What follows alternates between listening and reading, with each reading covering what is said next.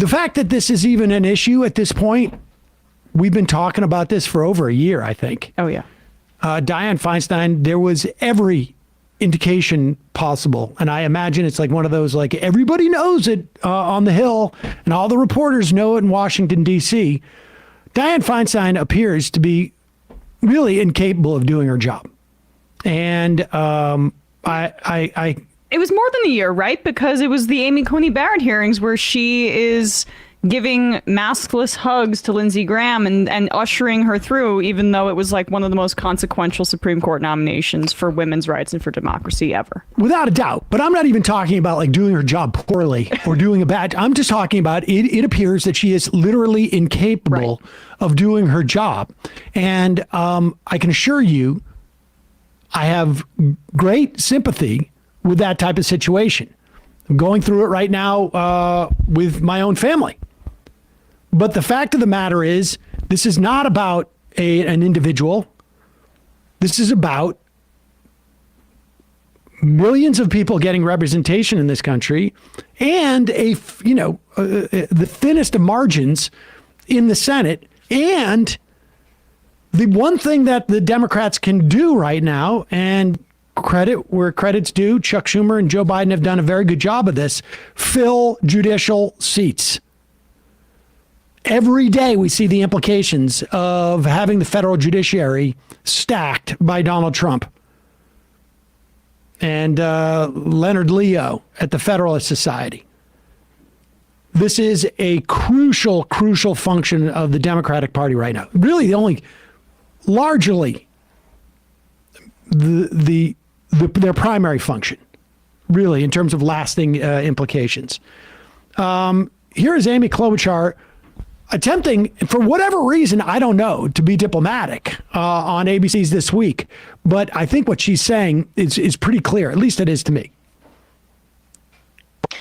Well, I think she made the right decision to step off the Judiciary Committee. I serve on that committee, and we cannot advance judges or legislation with a missing person because of the close votes. So basically, in the next week or so, you're going to see Senator Schumer, probably sooner than later, putting forward a name, and then the Senate, as they've done in the past, can vote to put this person on unanimously. That's what happened when you had Bob Dole resigning to run for office. But you don't think Republicans are going to try to block that? I don't know. I sure hope not, because that is against the precedent of the Senate and how we've run things. But that's the first thing, so she did the right thing.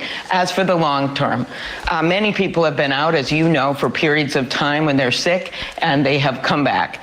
In this case, we are going to need her vote on the Senate floor eventually. We have things like the debt ceiling coming up. But I think what we need to do is take her at her word. She is recovering from shingles, and make sure she comes back. If this goes on month after month after month, then she's going to have to make a decision with her family and her friends about what her future holds, because this isn't just about California. It's also about the nation. And we just can't, with this one vote margin, and expect every other person to be there every single time. So, it's going to become an issue as the months go by.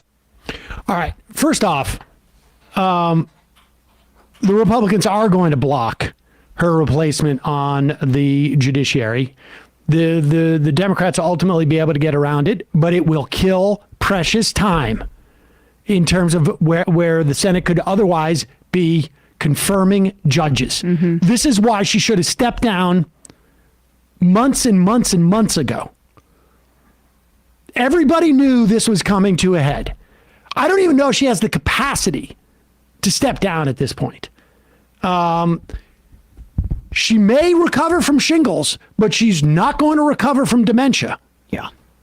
And that was a stronger tack than even Bernie Sanders took on the Sunday talk shows yesterday, by the way. Klobuchar, she's being diplomatic there, but everyone else is trying to saying, well, it's her personal decision. I don't give a crap about her personal decision. We have to stack the judiciary with as many judges as possible because women's rights are under threat, trans rights and more. I mean, this is not about her and her tenure. This is about the country. It's about the country, and it's not her vote. It is California's vote. And we need that vote in the Senate. And the idea that people are going to play this game. Now, hopefully there's stuff going on behind the scenes that we can't see, and this is the face they want to put out there. But again, it's like I don't know if it's like a Senate, comedy. Here's my theory too.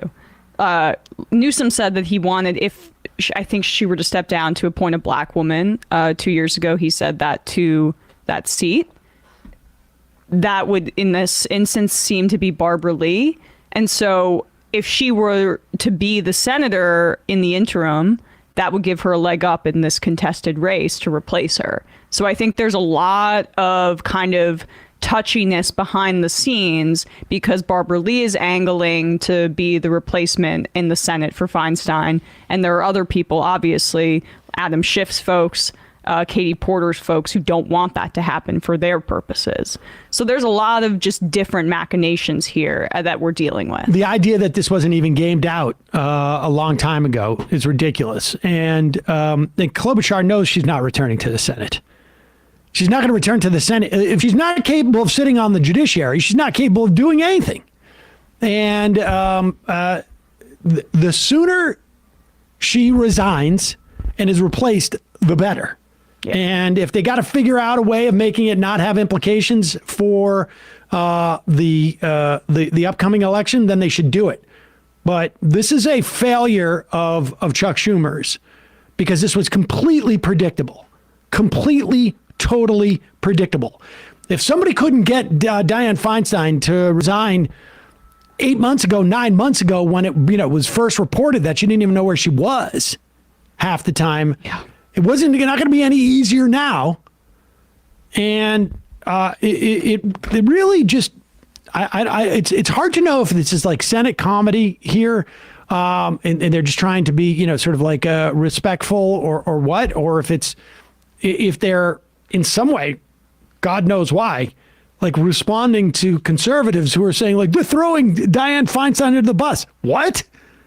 Yeah, we just went through this with Ruth Bader Ginsburg. I mean, are we seriously going to make it about this Breyer. Girl boss? And Breyer, but Breyer did the right thing. I mean, he did it way late. I agree. Breyer did it way late. But strategic resignations are something that the Democrats need to like get serious about. I mean, this is insane. Yeah, it's ridiculous. Just got an IM from Andrew K. Would people be arguing that it's Feinstein's personal decision if she were a truck driver or pilot? Of course not. Right. Of course not. She needs to resign. She needs to resign today.